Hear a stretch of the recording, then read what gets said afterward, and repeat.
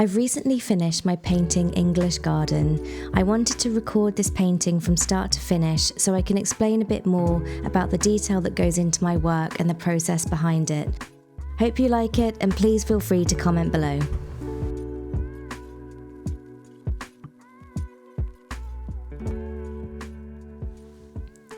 Hi everyone, this is my video of the hare, which is part of a detail in one of my paintings, which is now finished, called English Garden. It was a really fun painting to paint. This was the first detail and the first animal that I started to go into in this painting. It was a really fun one to start. I love painting hares because I love going into all of the detail that makes up a hare. I also love emphasizing the things about this animal which I particularly enjoy. For instance, I've made the ears much bigger than they usually would be, just because I like to exaggerate these details that I think brings the character to life. And so I've just started with a light brown wash, which I'm just going into now on the head. Again, I always start near the eye area and then I spread out the colour. So I've got my first base wash sorted around the head, and I'm just now going into the darker bits of the hair where the shadows are going to be. The paint is still quite wet.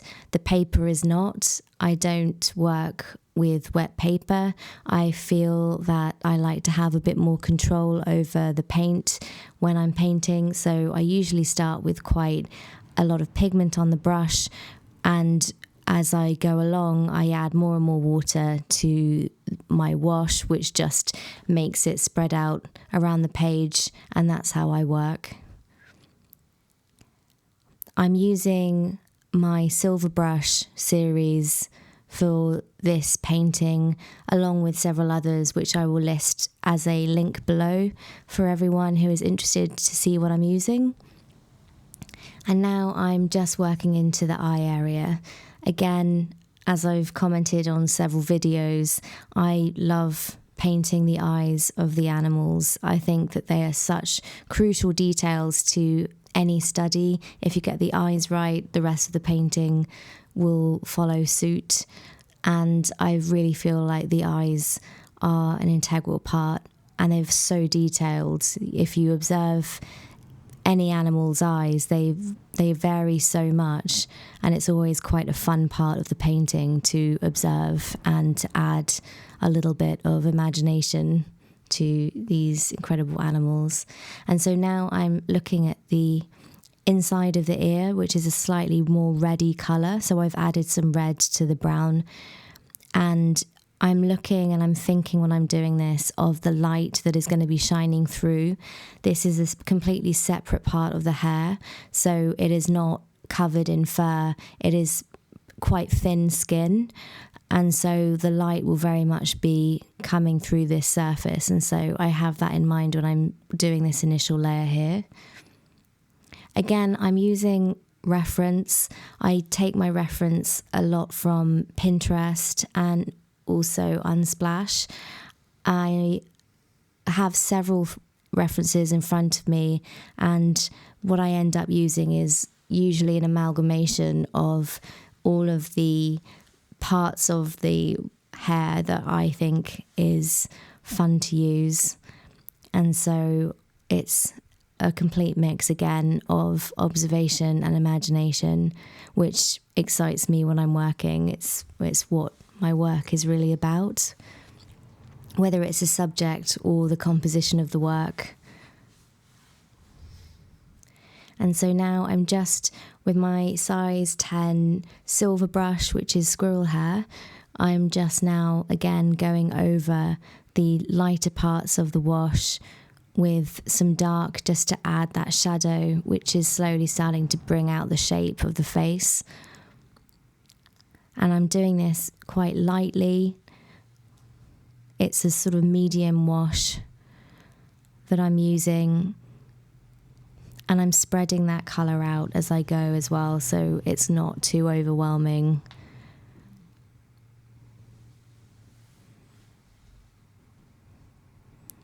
And again, it's just giving that face a little bit more dimension. And doing the same around the mouth area. And as you can see, even that curve around the mouth has just given it that little bit more character. It's a slow progression, but you can really see things start to take shape. And so now the inside of this mouth area just below the nose is a slightly different colour. It's more of a cream. And so I'm keeping this very light. And then adding some highlights and lighter colour around the eye area, just to merge in with these shadows and the other colours. Again, this just adds more dimension to the face and starts to make it take on more life and character. This is something that I want to be a very light wash. It's my base colour. It's the base of what will form the overall hair. So all of what I'm doing now is preparing myself and the hair for all of the detail that I will eventually start applying. And so I really want what is underneath it to be the way I want it to look and correct. And this is me making sure that the colours are right and that I've built up that structure of the face. So when I'm starting to add the fur, I can see what direction that fur will go in as well. Because of where the shadows are, that will be where the groove of the face is, etc. And so the fur will obviously change direction. And so it's very important that I get this part right. And again, just a very light wash. There is not a huge amount of pigment on my brush at the moment, and it's quite a wet brush. I'm not leaving the colour to dry too much, which means that the lines are quite soft when I go over it in a different colour. But it doesn't mean that it runs too much either, so you don't get that bleeding. And so now here, again, following very loosely a rough guide of what direction the hairs will be going in for the overall effect of where I'm going to be taking this. I'm just giving myself a little rough guide and just adding those lighter sections. And again, keeping that area under the nose still quite light. It's a very different colour to the rest of the hair. And giving the ears a little bit more dimension. Again, it's so important for me when I'm doing these paintings that I'm incorporating the reference that I'm using, and I'm looking at that as a guide rather than copying it exactly. Firstly, I love creating creatures, which obviously you can tell is the creature in question, but I love doing something a little bit different with them. And secondly, the compositions that I'm using, I have an idea in my head right now of where I want to be taking this. I have an idea of where the light will be coming from eventually, and so I want to make sure that there's a consistency to all of the subjects that are in my painting, so it doesn't look odd at the end of it.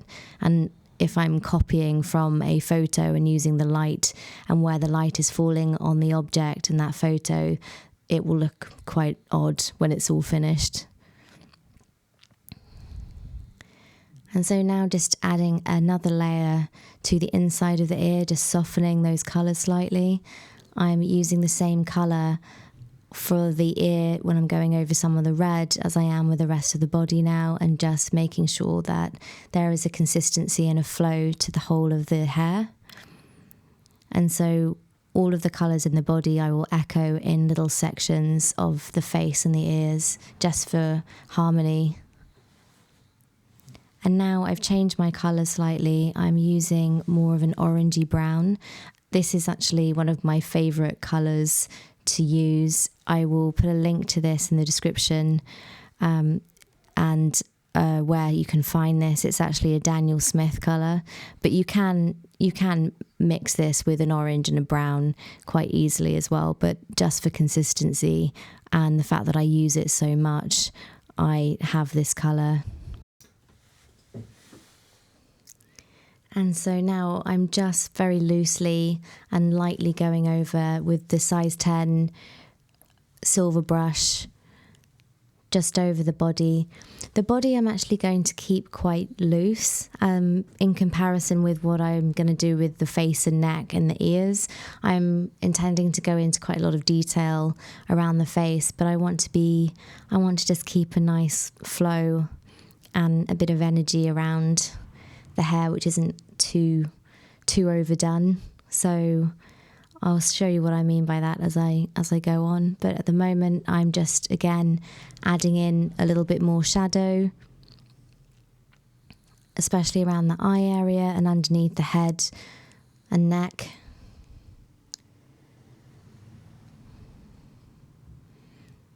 And again, I'm adding fine lines of pigment, and even though it looks quite heavy at the moment, this is a lovely way for me of adding paint, because I know that if I wet my brush and get a little bit more water on there and get rid of some of that pigment, I can very easily blend it out into the colour that I've got underneath. And so I can soften the lines very easily with a slightly wetter brush.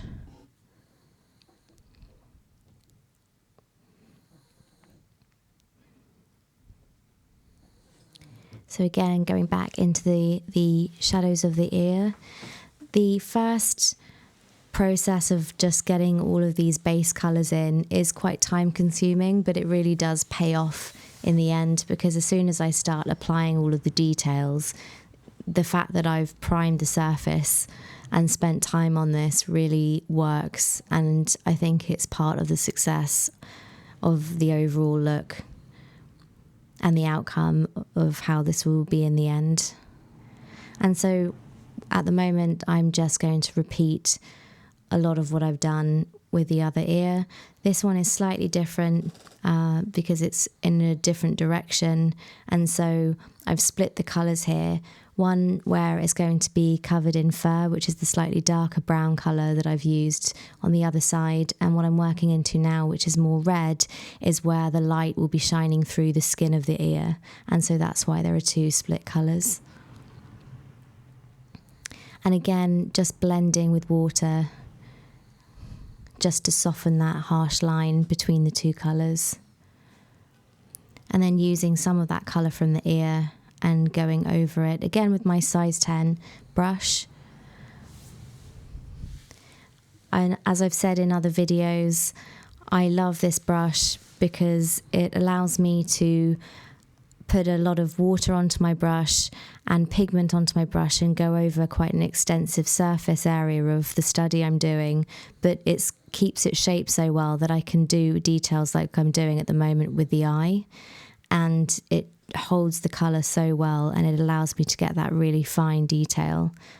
And so that's what I'm working into now. And again, I love doing the eyes, and it's this stage where I think the animal that I'm working on really starts to come to life.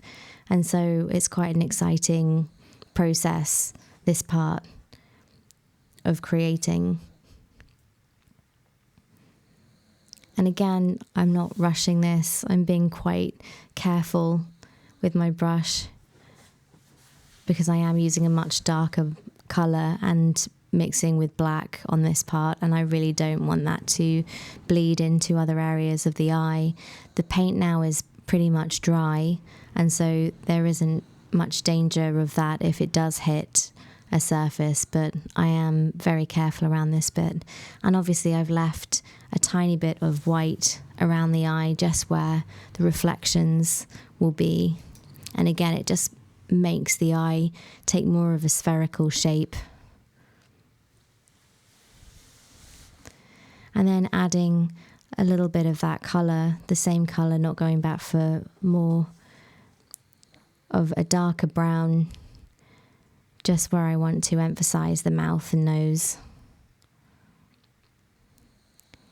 And again, I can achieve a very fine line with these. So in the sweep of the brush that I'm doing now, I'm essentially following the direction of where the hair will go. So my brush is changing direction depending on where the hair will be going around the mouth, and also the nose and around the eye area eventually.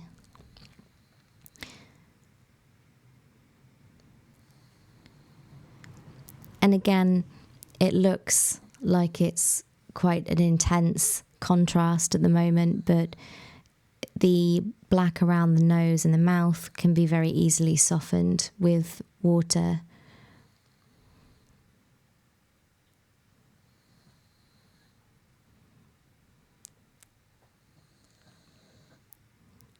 And again, just using the colour to just spread out into the shape of the hair. And I'm just using the darker bits of hair at this stage, just to give the hair more dimension at the moment. But when I'm painting something like a hare or a panda or any sort of bear, I love doing layers of different colours. And so I'm just covering that surface area of the head with these darker, very, very fine hairs. I'm now using my number 4 silver brush just to get that really fine detail. And again, changing the direction of the hairs here, just in that curvature of the nose.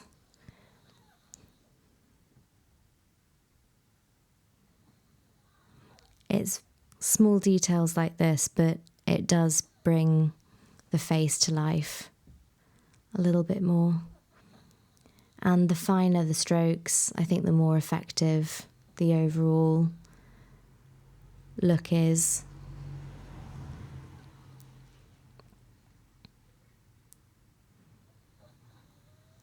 And again, the wonderful thing with watercolour is you can be as sharp or as soft as you want in this study. So you can get a very sharp, fine line if you choose. And if that ends up looking a little bit too severe, you can always go into it again and soften it with water.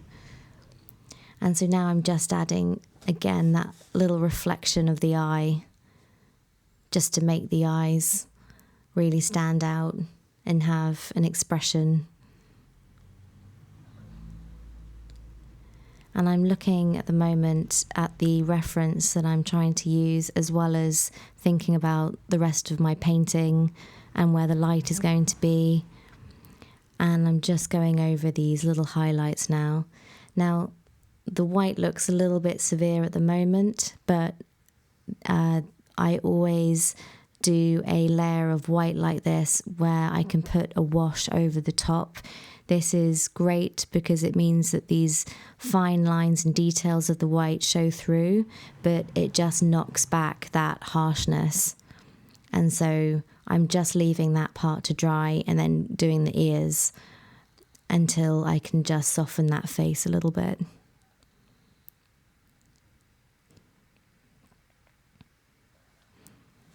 And so I have a real mixed brush here. I've got quite a lot of water as well as the colour, and so I'm really just softening up this face now. And again, I'm just going back and forward between colours and building this layer of fur.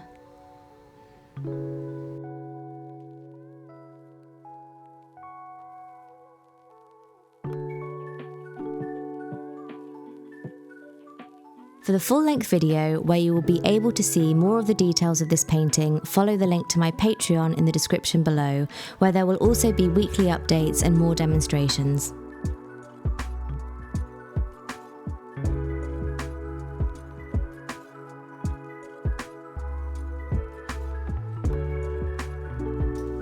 And here it is, guys. This is my finished painting, English Garden.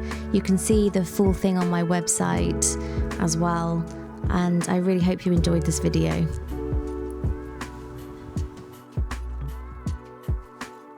For the full-length video, where you will be able to see more of the details of this painting, follow the link to my Patreon in the description below, where there will also be weekly updates and more demonstrations.